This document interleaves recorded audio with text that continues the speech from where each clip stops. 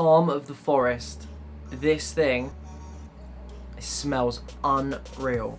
Got it off Amazon, so if you live in the UK, I assume just the UK, or maybe Europe, it's so good. I'll link it below. That's enough candle talk. Let's get back to photography. What's up guys, and welcome back to another video. Today I'm off to London. I'm meeting Adrian Vago, who is an unbelievable street photographer. You've got to check him out. I'll link it up here, or is it there? It's in one of them. Check him out. Check him out on Instagram. He's honestly unreal photos, and we're going to get some advice from him on how to take better street photography. The sun is shining today and it is beautiful. We've had 7 days pretty much non-stop torrential rain. It's been absolutely horrendous. So good to see the sun out, although I much prefer shooting in the rain, but I have managed to miss it all somehow. I've been very busy editing videos for you guys. So without further ado, let's get to London.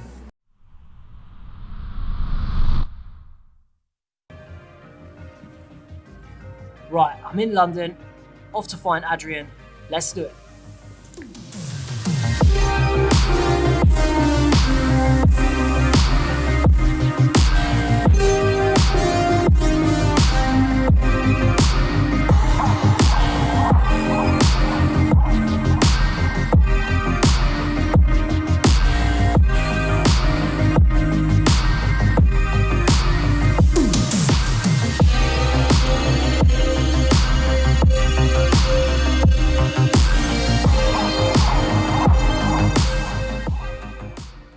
Cold.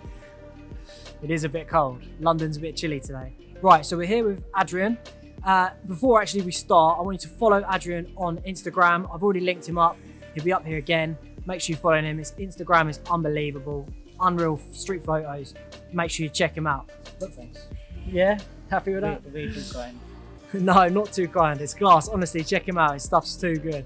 But we're here today with Adrian because I want him to explain maybe a few little things that can help you out when you're first starting street photography, because this guy is so good and you're going to learn loads. So then give us a few little hints and tips. Well, when I'm start out, I just start texting other photographers because I was clueless. I was watching YouTube video by still not the same. So my best advice, if you start out, go out shooting with other photographers to get some experience, and just don't be afraid to text them. The worst case, they're just not gonna answer. Yeah. So basically, the point one to summarize is try and find people you could shoot with to help you out to start. Yeah, exactly. With. Just be with creative people.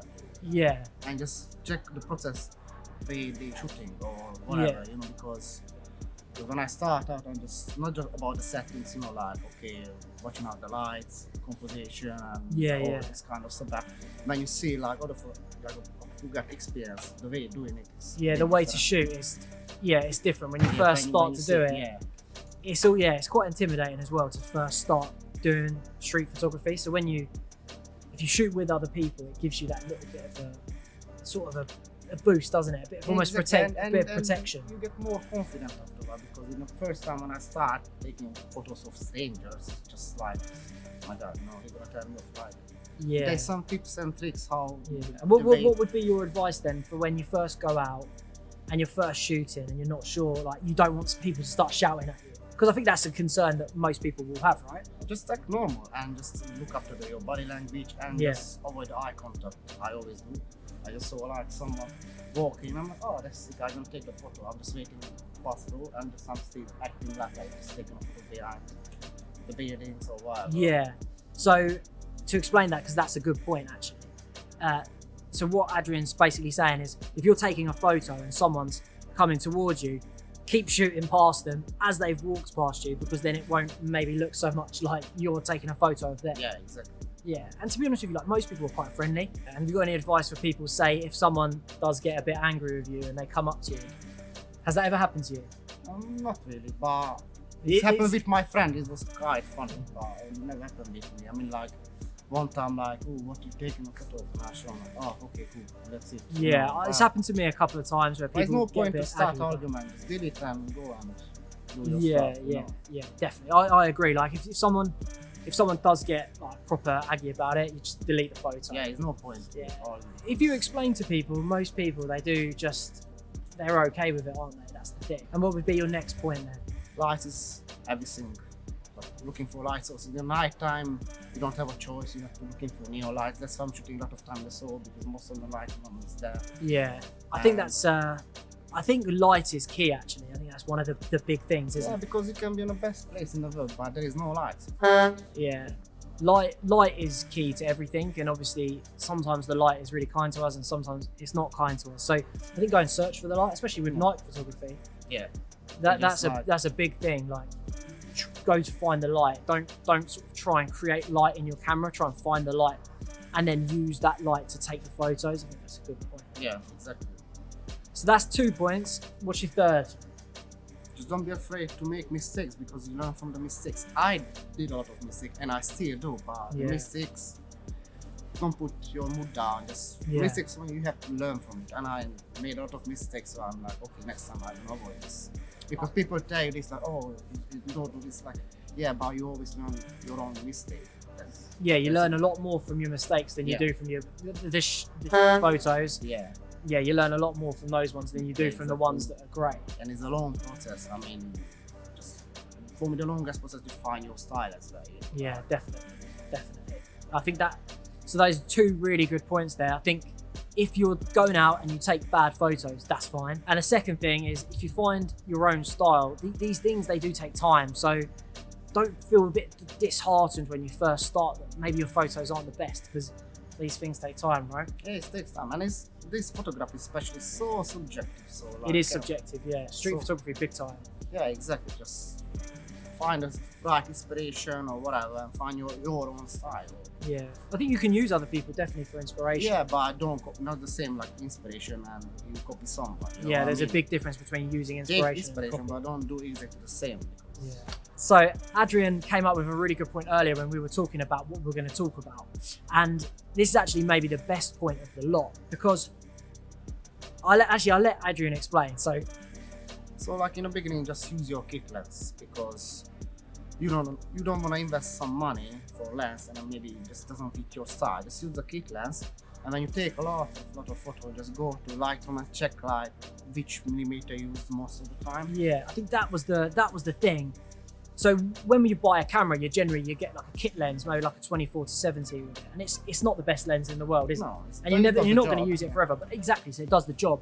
And within that, you'll find a focal length that suits you. And I think if you're looking through your photos, and you'll be able to see, the data when you're looking through Lightroom, you'll be able to see the data of which sort of focal length you use the most. And I can guarantee for most people, they'll probably use 70 because it will add a bit more depth of field. But or just less. More confident to shoot with 70. Yeah, or more definitely more confident. Obviously, if you're shooting street stuff, you go really wide and you have to get really close to people. That can be a bit intimidating. So I think that's a really good one. I think don't worry about getting a specific lens to start with. Try playing around with your kit lens, see which focal length suits you, and then you can maybe get a prime lens that's a little bit sharper, a little bit better in low light situations. Those are some really good points to get you started with street photography. I mean, Adrian is class, so check him out. You'll see what I'm talking about. And heed his advice because it was good advice. Thanks. No worries, man. Appreciate it. Peace.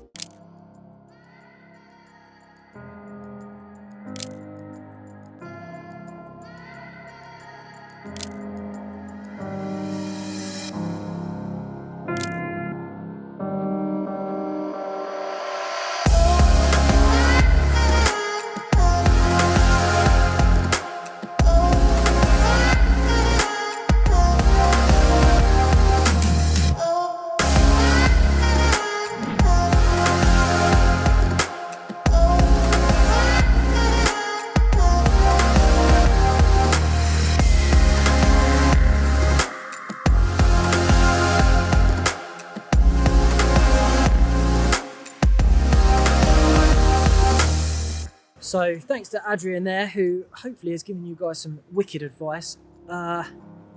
It was good advice. The going out and shooting with other people, it's really important. It's a really good way to learn. You definitely learn more like that than you will doing anything else, to be honest with you.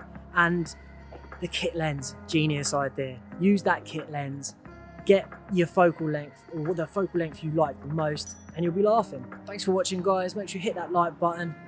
Make sure you're subscribed. And if you really enjoyed the video, make sure you turn those notifications on. Peace.